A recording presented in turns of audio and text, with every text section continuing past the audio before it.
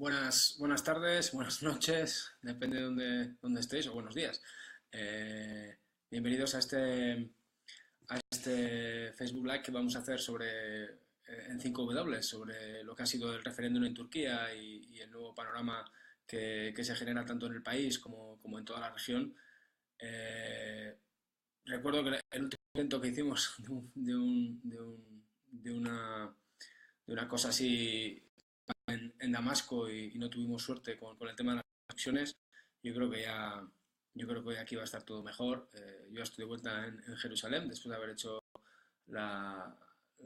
después de haber estado ahí siguiendo este proceso y vamos a confiar en que aguante. Tampoco nos vamos a estirar mucho, pero bueno, lo suficiente para ver un poco pues cómo ha sido la campaña en Turquía, pues que está un poco en juego.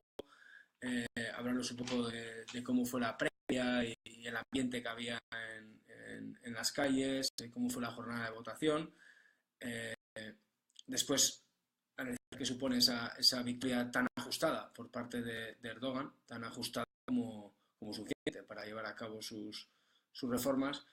Y un poco después nos podemos centrar en el fraude y una cosa que en las últimas horas yo creo que ha sido lo más significativo, que es ese apoyo por parte de Donald Trump, esa felicitación al presidente Erdogan por los resultados en el referéndum, que bueno, pues es una especie de blindaje, ¿no? ante el resto de críticas que le puede llegar de la comunidad internacional.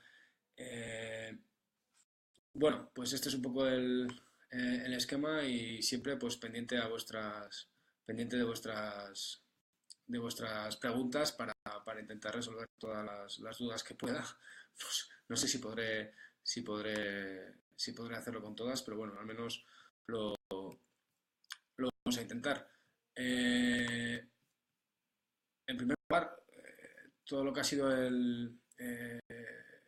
la campaña del referéndum, yo llegué en la previa, pero bueno, todo lo que pude ir siguiendo y sobre todo después de hablar también con los colegas allí, pues la verdad es que ha sido absolutamente parcial, ¿no? Era una campaña de forma abrumadora a favor del sí.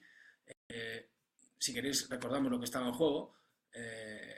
Había dos papeletas, la opción del sí, que era la defendida por el presidente Erdogan, y la opción del no, que era la defendida por dos grandes partidos de la oposición, ¿no?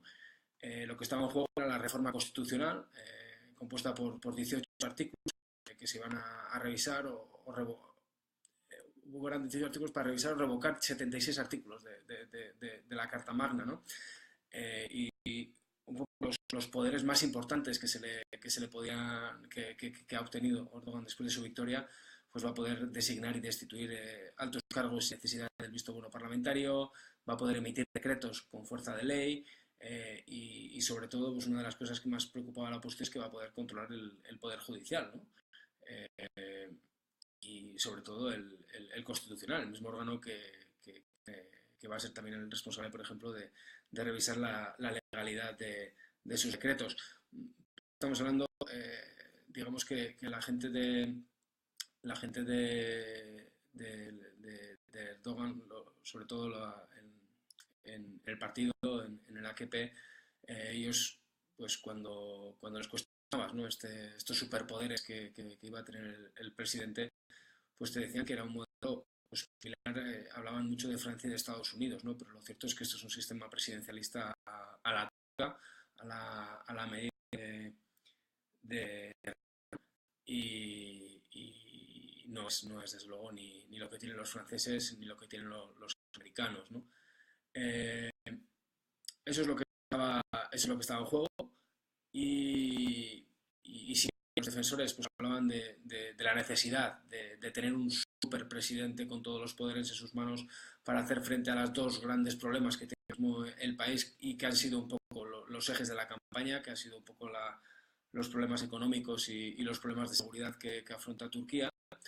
Frente a este argumento de ese superpresidente capaz de hacer frente a estos dos retos y también de establecer una serie de cambios en el sistema para evitar que se produzcan tantos golpes de Estado.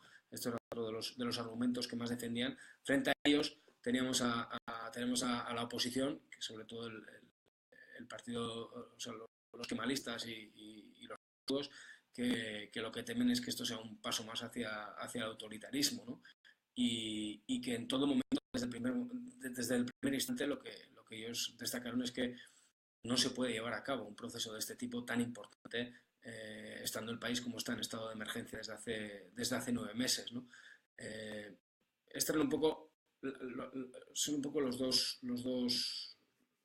dos opiniones enfrentadas que fueron a las urnas y hay que tener en cuenta que este estado de emergencia también hay que hablar de la enorme purga que se ha producido en Turquía en estos meses, con más de 40.000 encarcelados y 100.000 personas que han sido apartadas de sus puestos de trabajo, ¿no?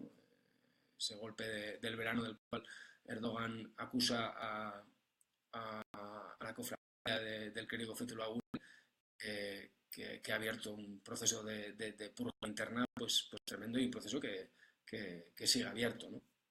Las calles de Estambul, por ejemplo, yo he estado en Estambul, no he estado en otras ciudades fuera de Estambul, pero lo que sí llamaba poderosamente la atención, desde luego, era que el rostro de Erdogan era una especie de gran hermano, ¿no?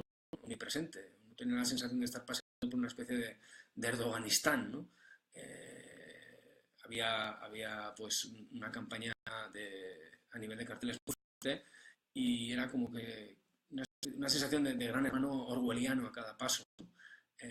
Era muy complicado esquivar la cara de la persona que manda en el país desde el año 2003, y con un rostro que estaba pidiendo a sus ciudadanos que votaran sí a esa reforma constitucional para concentrar todos los poderes en sus manos, ¿no? Estaba en las calles ya se percibía ese desequilibrio que se ha visto también luego en las campañas de los medios de información, y la verdad es que luego, como se ha visto en diferentes estadísticas, pues es incomparable, ¿no? La cobertura, el espacio que ha habido para la opción del sí, para la del no, pero en las calles lo que te llamaba la atención es que había un debate abierto, y que sobre todo las dos campañas estaban pues muy estaban juntas, ¿no? Los seguidores de uno y del otro lado hacían campaña en puestos que estaban muy cerca, y eso pues hacía que en algunos momentos pues hubiera también pues, momentos de tensión, de gritos, y la policía pues tenía que intervenir para separarlos, ¿no? Así que ese debate que no hemos podido oír en los medios, al menos sí que lo pudimos vivir durante unos días en las calles, ¿no? Y, y bueno, siempre esa incertidumbre, ¿no? Del qué va a pasar. Las encuestas que se habían realizado ya anunciaban un resultado muy ajustado,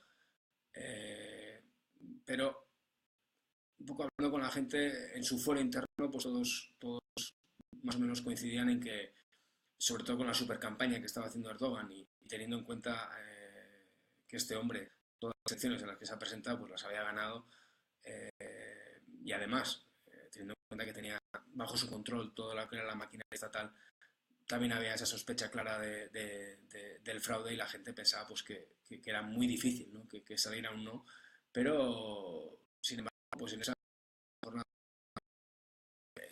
pues, los acudieron en masa, como es habitual por otra parte en este país.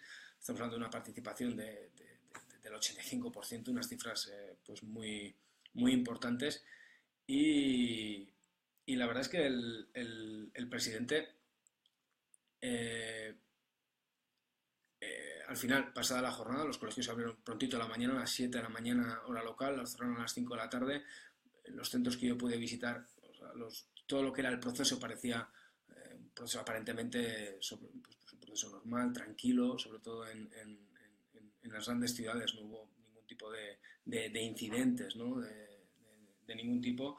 Había lógicamente pues fuertes medidas de seguridad, pero en cuanto se cerraron los centros de voto y comenzó el recuento y comenzaron a salir los datos a través de la agencia de noticias oficial de Anadolu, ya se vio que ese duelo, pues como habían previsto las encuestas, iba a estar muy ajustado y al final pues de un recuento rapidísimo. Por cierto, pues se quedó en ese 51,4 prácticamente de votos a favor, con una diferencia de 1 millón y poco de votos entre un lado y el otro, ¿no? Una vez más, eh, como en cada votación que se produce en Turquía, pues quedaron, quedó muy claro el mapa, ¿no? Como, pues, en este caso algo especial que no había pasado en otras ocasiones es que las tres grandes ciudades del país le dieron la espalda al presidente, como también la costa mediterránea y, por supuesto, las provincias kurdas, y ese bastión, ese feudo de Erdogan volvió a estar en el Mar Negro, en la costa del Mar Negro y en todo el centro del país, ¿no? Eso fue el gran granero de votos de Erdogan, y también es donde están diciendo ahora mismo los partidos de la oposición denuncian que se puede haber cometido pues el fraude más importante, ¿no? Pues ya cuando fueron conociéndose los resultados comenzó a crecer ese malestar. Poco a poco aumentaron las denuncias de fraude por parte de la oposición, y no hubo más que ver la cara del presidente Erdogan cuando solía celebrar lo que tenía que haber sido una celebración de la victoria, y realmente pues la cara era bastante, no era una cara de alegría así, ¿no? Él durante toda la campaña había hablado de un margen de un 60%, era un poco la cifra que tenía calculada, pero finalmente pues se quedó en una victoria pues bastante pírrica, bastante ajustada, pero como he dicho antes, suficiente para reformar la Constitución, un objetivo que él perseguía desde que llegó a la primera línea de la política en Turquía, y algo que se ha convertido en una prioridad, ¿no? Se había convertido en prioridad sobre todo desde el golpe militar del verano.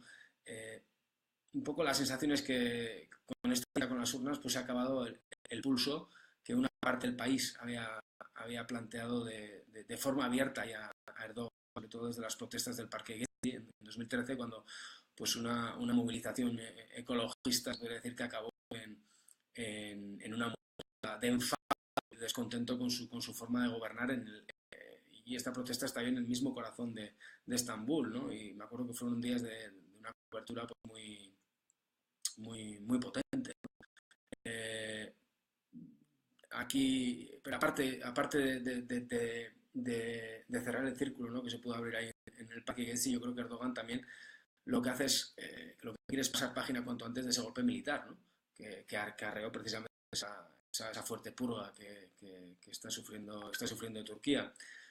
Eh, en medio de, yo creo que en medio de estas dos crisis internas, la del Parque de Gezi y la de este golpe militar, hay que tener en cuenta que el país ha vuelto a entrar en una guerra con el Partido de los Trabajadores de Kurdistán, con el PKK, y que el grupo yihadista Estado Islámico, que hasta ahora,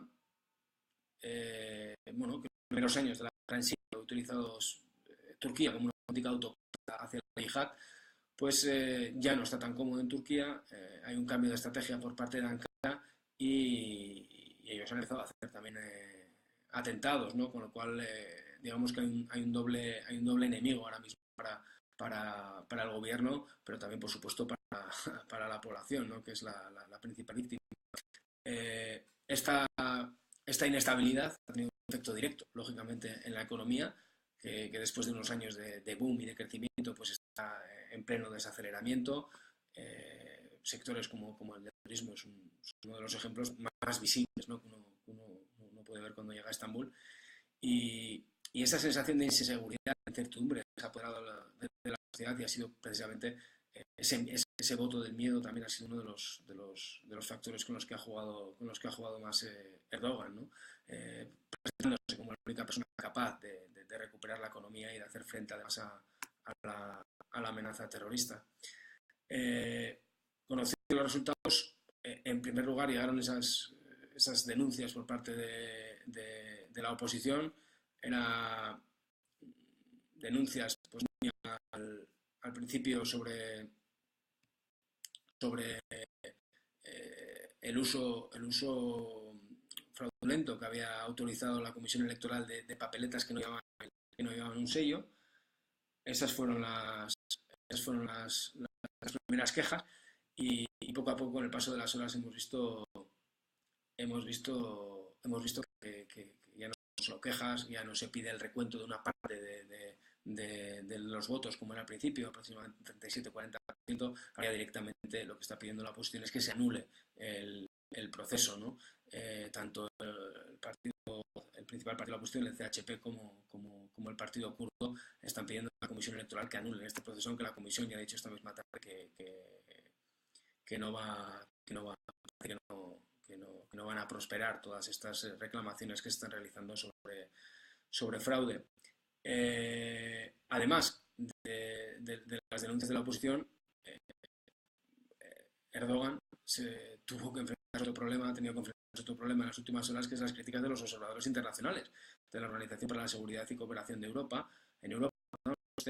Que pudieron supervisar la consulta y un poco en el balance que hicieron, pues han llegado a la conclusión de que el marco legal en el que se ha desarrollado es inadecuado,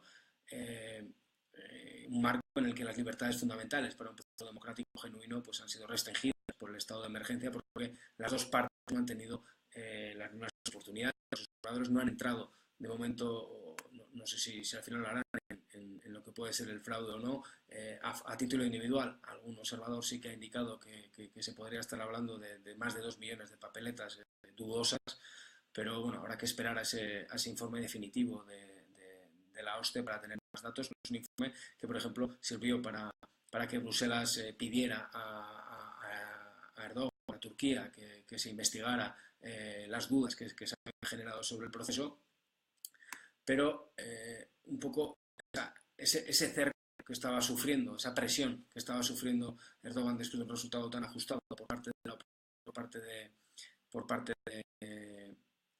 la oposición y por parte de la Unión Europea, pues un poco vino abajo en cuanto recibió la llamada de Donald Trump para felicitarle por este resultado. Donald Trump no ha olvidado que Erdogan fue uno de los primeros dirigentes mundiales en aplaudir su primer ataque contra el ejército sirio, el lanzamiento de 59 Tomahawks contra una base del ejército sirio, en respuesta por el ataque químico en la provincia de Idlib.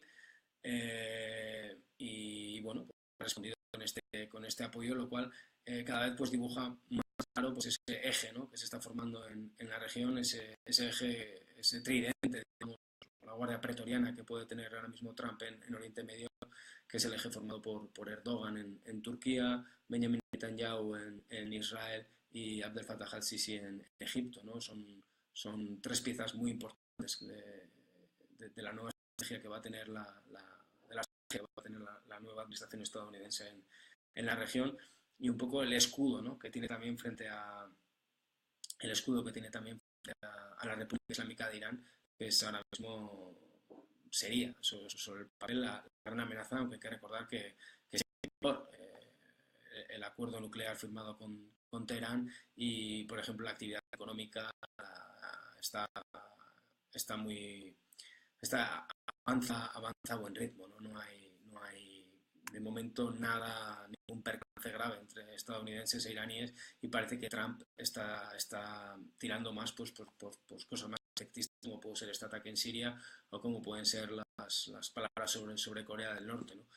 Yo creo que hablar de Irán serían palabras mayores y no se ha metido todavía en ese barro, pero en fin, sabe, ¿no?, lo que puede pasar. ¿Y ahora qué? Pues es un poco la pregunta que se hacía la gente en Estambul, en los centros de voto que yo estuve. La pregunta que se hacía la gente allí, una vez depositado la papeleta, decían, ¿qué va a pasar, no?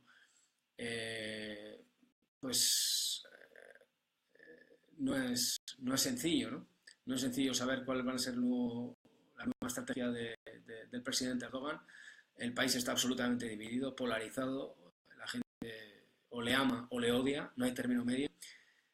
Y un poco la sensación es que en lugar de intentar tender puentes entre estas dos partes para formar una unidad, ¿no?, en Turquía, y avanzar, yo creo lo que está haciendo a la espera de los resultados definitivos, que parece que no van a variar desde luego, es atrincherarse, ¿no?, en ese 51,4% que ha obtenido, y como ha dicho, por ejemplo, el primer ministro Binali Yildirim, pues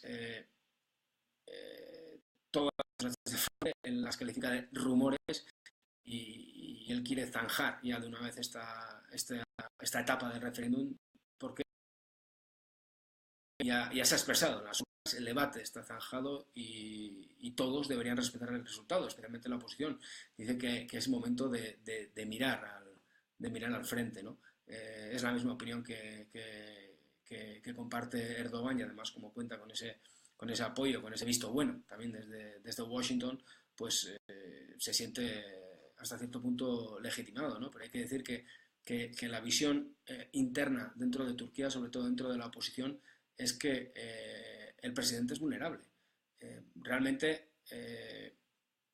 las acusaciones de fraude están ahí, se habla de más de 1 millón de votos por parte que podrían ser dudosos por parte sobre todo de los kurdos de CHP, es la cifra que están manejando, 1 millón y medio de votos. Pero tampoco ha sido, en caso de que se pudiera probar que es un pucherazo, pues tampoco ha sido a la norcoreana o a la Siria, ¿no? No estamos hablando de un Erdogan ganando con un 99% que ya hubiera sido, o con un 80% con estos. Ha sido, la verdad es que muy ajustado, pero con unos números que para él ya le dan ese margen suficiente para poder llevar adelante su objetivo, ¿no? Un poco con la gente con la que acudí, sobre todo el día después de las elecciones, me acerqué a ver cómo era el centro de verificación de votos que habían montado los kurdos en la oficina del HDP. Hasta ahí estaban llegando sin parar pues las reclamaciones que habían recogido sus interventores en los diferentes centros de voto de Estambul. Y lo que me decían claramente las dos personas que estaban ahí trabajando es que realmente esto es una gran derrota, ¿no? para Erdogan, y por eso precisamente no ha habido celebraciones de ningún tipo, ¿no? como ha solido ocurrir en otras elecciones. Ha sido todo bastante discreto, pues porque tampoco tenía mucho que celebrar con estos números, ¿no?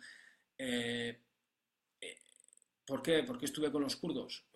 Porque yo, ante la fuerte división interna, ¿no? que hay ahora, algunas voces apuntaban a que Erdogan podría intentar incluso retomar el diálogo, ¿no? Para llegar a una nueva tregua con el PKK, pero desde luego en el HDP no lo ven nada claro. Aparte, ellos tienen, sus líderes están encarcelados desde hace meses y lo que planteaban ellos era un escenario pues bastante más negro, ¿no?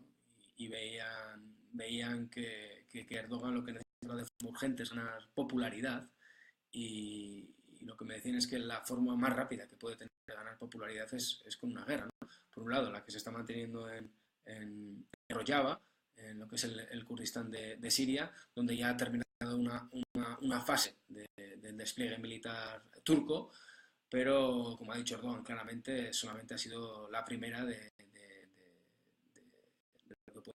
otras operaciones que pueden venir, ¿no?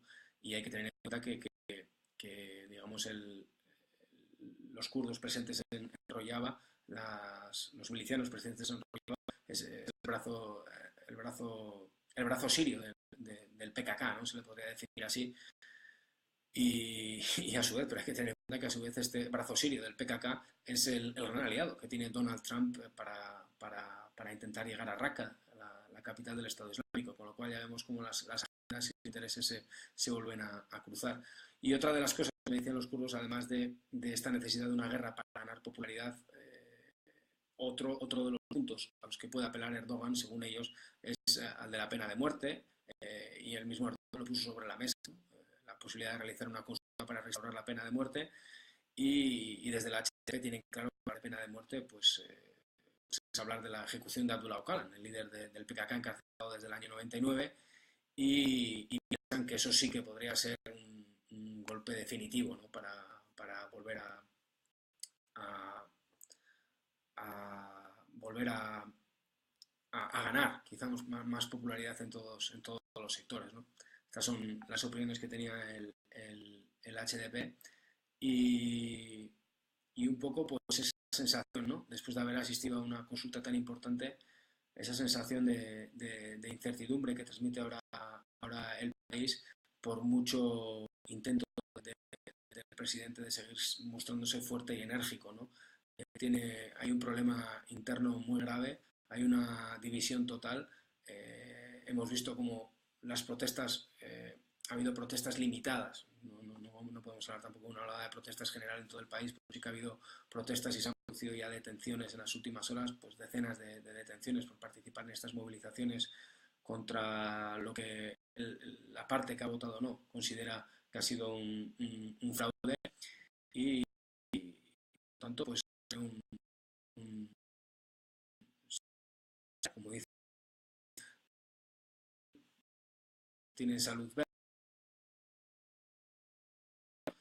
pero ni mucho menos ha conseguido dar ese golpe sobre la mesa, mostrar esa imagen de líder muy fuerte que quizás era lo que él podía estar esperando, ¿no? cuando lo convocó. Un paso más, una elección más, él la da por ganada, una victoria más, pero realmente con sensaciones muy diferentes a lo que había hasta ahora, ¿no? Por lo tanto, pues solamente nos queda esperar, pero estamos hablando de un país que es básico, ¿no? Es básico ahora mismo en la región, es básico también en las relaciones con Europa.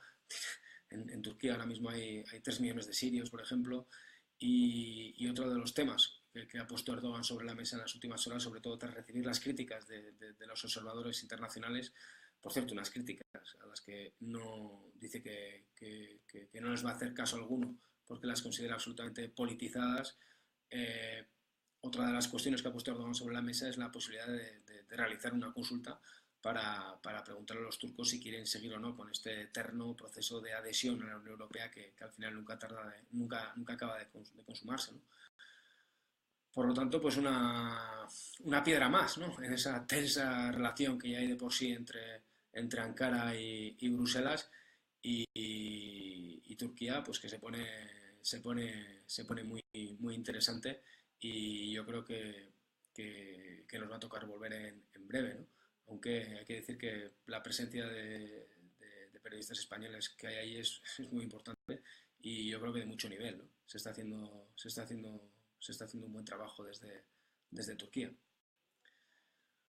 Bueno, ya veo que no está aquí el público, está más con espíritu de Champions que de Facebook Live. No veo tampoco muchas consultas, muchas preguntas. Me han pasado alguna, como en qué se diferenciaría este nuevo sistema presidencialista turco de otros sistemas presidencialistas. Un poco ya os he respondido al comienzo diciendo que es un sistema presidencialista a la turca, con un superpresidente, con muchos más poderes que lo que pueden tener ahora mismo, por ejemplo, el presidente de Francia o de Estados Unidos, ¿no? Digamos, una adaptación de lo que puede ser un sistema presidencialista a un poco hecho a la medida del propio Erdogan, ¿no? La duda es que tenían también muchos turcos, es qué va a pasar cuando, una vez aprobado este sistema, cuando no esté Erdogan. Va a haber otra persona como él que pueda llenar que pueda ocupar un puesto de semejante trascendencia. Otra de las preguntas que nos dejaban en el aire, ¿no? La pregunta cómo afectará esta nueva constitución a la libertad de expresión que ya está recortada. Bueno, estamos viendo lo que ha pasado con los medios de comunicación, medios intervenidos, periodistas encarcelados. Esta misma tarde Andrés Muguruza en el diario El País publicaba cómo hay un periodista italiano que está en huelga de hambre, detenido desde hace varios días, estaba trabajando sin acreditación y bueno, las autoridades han decidido deportarle, pero en vez de hacerlo de forma rápida, pues lo tienen retenido en el país y por eso ha empezado una huelga de hambre. Lo lógico es que cada vez sea más complicado trabajar para nosotros, pero sobre todo estamos viendo que está siendo para los propios turcos, ¿no? Apenas quedan un par de diarios en la oposición apenas quedan un par de diarios que se atrevan a criticar al presidente y esto desde luego no apunta después del referéndum a que vaya a cambiar mucho, ¿no? Pero bueno, pues ¿cómo ves el futuro de Trump? El futuro de Trump en la Unión Europea, luego en el referéndum, refugiados. el futuro de Turquía, la Unión Europea. No sé, yo pienso que ya los turcos han asumido que lo que era la posibilidad de entrar a la Unión Europea como tal se aleja, cada vez que han estado cerca, pues se ha ido dilatando ese proceso, por lo cual tampoco veo ahí una excitación especial, ¿no? Y desde luego después de este referéndum, pues Turquía ha pedido ya una cumbre, ¿no? Para analizar cuál es la nueva situación y tendremos que ver, ¿no? Si se llegan a nuevos acuerdos, se acelera o se desacelera, pero es un proceso que está bastante atascado ya de por sí, ¿no? ¿Puede el Tribunal Europeo de los Derechos Humanos decir algo sobre cómo se han realizado las elecciones?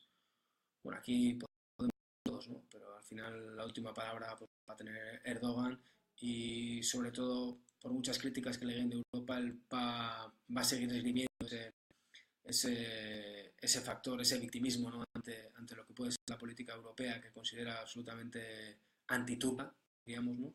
En la campaña ha sido tremendo el uso que se ha hecho de esa prohibición a los ministros turcos para entrar en Alemania y en Holanda para hacer campaña. Lo ha recordado de forma sistemática y esto hasta cierto punto pues ya es un proceso que ya viene en los últimos años, ¿no? Pero sí que se nota hay un antiamericanismo y un anti-europeísmo que esto pues lógicamente va a crecer, ¿no? La inmensa mayoría de la población, como ocurre en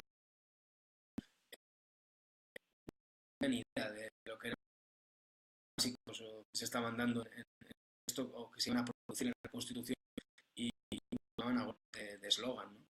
Ellos repetían de forma sistemática los eslóganes del propio Erdogan, ¿no? Que por cierto, que yo estuve en el último meeting de campaña en Estambul, ese mismo día había hecho 4 y hay que decir que el hombre se ha pegado una paliza importante. Hay enfrentamiento abierto entre la población que está en contra y a favor de Erdogan, se percibe en las calles. Bueno, en las calles de Estambul es una ciudad donde ha ganado el no a Erdogan y las protestas que han sido pues, son protestas bastante limitadas en zonas muy concretas, ¿no? Y el voto va barrio a barrio. Hay barrios pues, como Üsküdar, Fatih, barrios más conservadores donde se ha votado a Erdogan, otros barrios que no. Entonces tampoco se percibe ahí la población entre ellos a palos, pero sí que hay, por supuesto, un despliegue importante de fuerzas de seguridad y cada vez que se produzca una concentración de este tipo, la respuesta va a ser dura, ¿no? Yo no creo que Erdogan deje que se produzca un nuevo Gezi o concentraciones de este tipo contra su persona en este momento, ¿no? Y siempre va a apelar a los factores claves que han guiado su campaña, ¿no? Que son la inestabilidad económica, la necesidad de que el país vuelva a marcar económicamente y sobre todo el tema de la seguridad, ¿no? Las guerras que tiene con el PKK y con el grupo yihadista Estado Islámico. Bueno,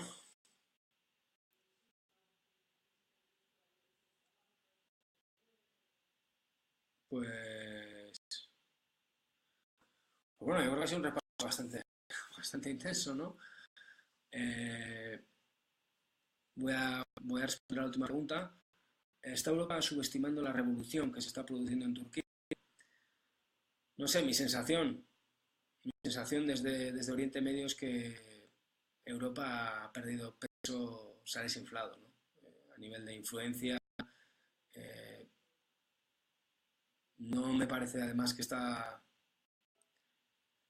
se pueda erigir en modelo de referencia de estos países. No estamos viendo cómo mantienen relaciones, por ejemplo, o sea, ¿por qué tienes esta buena relación con Al-Sisi, con Egipto y estás criticando a Erdogan? No sé, no me parece que mantengan unos criterios fuertes y de verdad con un rasero educativo, ¿no? Al final, al final no me parece que Europa tenga aquí mucho que decir. Eh,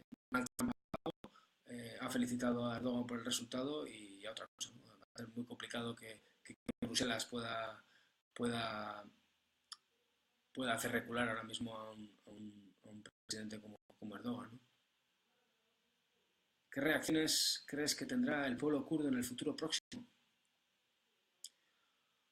Bueno, lo que viene sufriendo el pueblo kurdo, sobre todo, bueno, desde hace años, ¿no? En Turquía, pero sobre todo lo que viene sufriendo desde el año 2000, desde el final de la última tregua, es tremendo, ¿no? No hay más que ver el último informe de Naciones Unidas, Estamos hablando de más de 500.000 desplazados, poblaciones enteras arrasadas, una guerra interna que prácticamente no hay titulares, pero que ha sido tremenda, ¿no?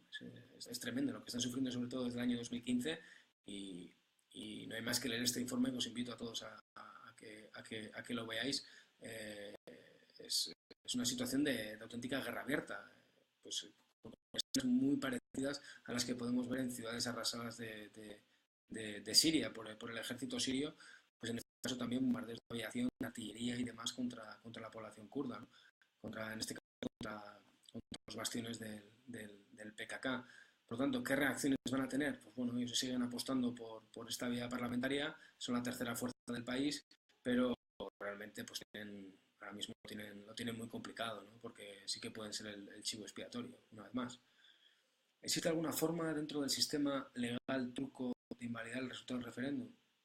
Lo desconozco, pero si existiera, luego, yo creo que el mismo resultado quiero decir que el mismo resultado habría conseguido anularla, ¿no? No creo que haya ninguna forma de invalidar este resultado, ¿no? Si Erdogan dice que esto sirve para seguir adelante, va a seguir adelante, y como he dicho antes, se va a trincherar en ese 51,4%, y los opositores que digan lo que quieran. Además tiene esa bendición desde Washington, con lo cual pues él, yo creo que se siente fortalecido. Y hay que decir que ha insistido que en su opinión es un proceso mucho más limpio que cualquier elección que se ha celebrado en Europa en los últimos años, ¿no? ¿Hay alguna posibilidad de invalidar el referéndum? Pues sí, creo que la posibilidad sería que la Comisión Electoral aceptara esas quejas que ha planteado la oposición, pudiera comprobar que realmente las denuncias pues tienen una base real, y decidir a plantear un nuevo referéndum, ¿no? Pero ahora mismo no es la actitud que está tomando la Comisión Electoral, sino un poco las sensaciones de querer pasar página cuanto antes, de atrincherarse en esa victoria ajustada, pero una victoria suficiente.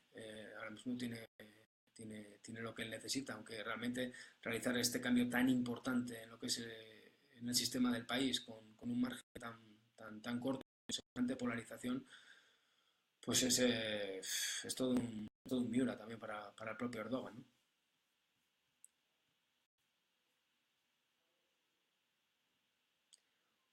Eh, bueno, eh, nada más, aquí lo dejamos. Muchísimas gracias por estar aquí, por dedicar estos minutos a Turquía. Ahora esto va a tener, ahora vamos a tener a Francia, vamos a tener tantas cosas, ¿no? Que ya Turquía dentro de poco nos va a parecer parte de la historia, pero seguro que estando como está el tema, y viendo la figura de Erdogan, la situación en Siria y demás, va a ser un tema de mucha actualidad. Muchísimas gracias por seguir también aquí a 5W, y ya sabéis que tenemos ahí el segundo número a tope. Nos vamos a ver pronto también por Bilbao y Donosti. Vamos a seguir haciendo cosas también, por supuesto, en Madrid, Barcelona y otras ciudades, pero ahora mismo me viene a la cabeza estas dos citas que tenemos por el País Vasco. Y nada, os